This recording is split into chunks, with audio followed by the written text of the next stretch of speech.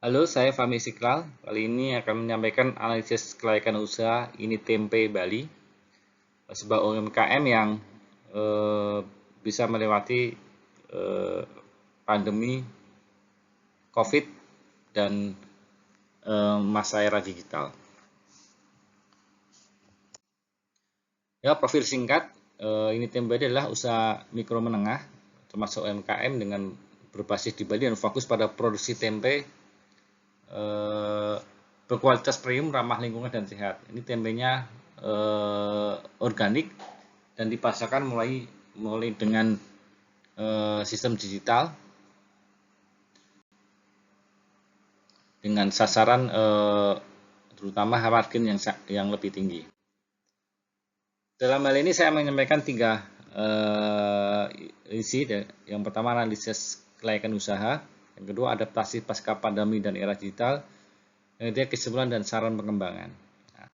Yang pertama analisis kelayakan usaha. Nah, target pasar atau aspek pasar dan pemasaran. Target pasar adalah konsumsi sehat, vegetarian dengan bahan baku organik. Kekuatannya tren gaya hidup sehat, visual branding kuat, dan dukungan pasar wisata Bali. Yang ketiga strategi pemasaran aktif di media sosial, Instagram, Facebook, e-commerce dan kolaborasi dengan hotel, kafe, dan penjualan online. Tantangannya itu harus melakukan edukasi pasar lokal dan harga bersaing. Karena tantangan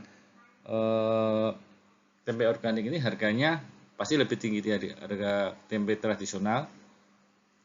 Makanya butuh edukasi pasar hingga memilih tempe organik.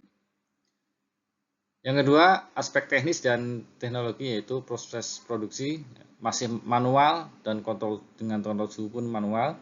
Teknologinya menggunakan peralatan fermentasi skala kecil, belum otomatis.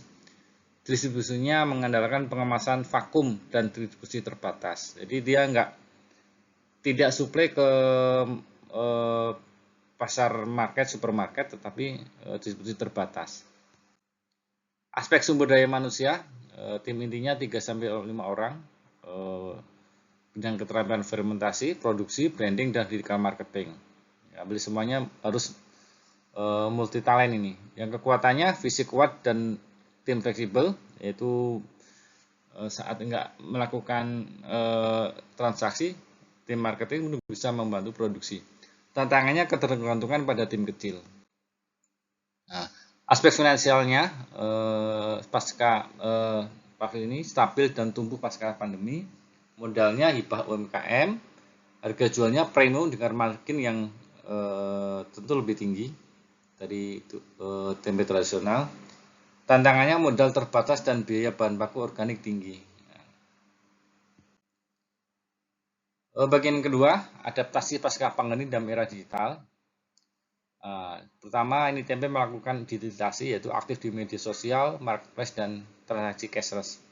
Karena isu COVID ini, uang juga bisa menjadi penyebar virus, makanya transaksinya cashless. Adaptasi pasca pandemi yaitu fokus pada higienitas. Karena isu-isu di COVID itu adalah bagaimana kita harus hidup higienis, bersih, biar nggak ada virus. Nah, makanya ini menjadi fokus dari ini tempe. Yang part ketiga, kesimpulan dan saran pengembangan. Nah, kesimpulan proses usaha ini tempe Bali layak untuk dilanjutkan dan dikembangkan. Karena sudah terbukti ada pasar khusus dan bisa diperluas, bukan hanya di Bali, tapi ke seluruh Indonesia, bahkan sampai ke luar negeri, karena sudah dikenal oleh wisatawan. Ada prospek ke ekspor. Nah, saran pengembangannya, nah, itu ekspansi kapasitas produksi diperbesar. Nah, yang kedua, diversifikasi produk. Produknya bukan hanya tempe yang masih berbau, tapi bisa menjadi lebih banyak, lebih variabel rasanya dan sebagainya. Karena distribusi harus diperbarui, membuka jangan hanya eksklusif, kalau bisa konsignasi terhadap minimarket. Sistem manajemen SDM juga harus diperbarui. Jangan sampai SDM yang kecil dengan satu orang mengerjakan semuanya, ada ketergantungan. Untuk ekspansi ini butuh pendanaan, nah, makanya ada pendanaan untuk ekspansinya. Bisa bersama dengan bank maupun investor. Baik, saya sampaikan. Kurang lebih maaf. Terima kasih.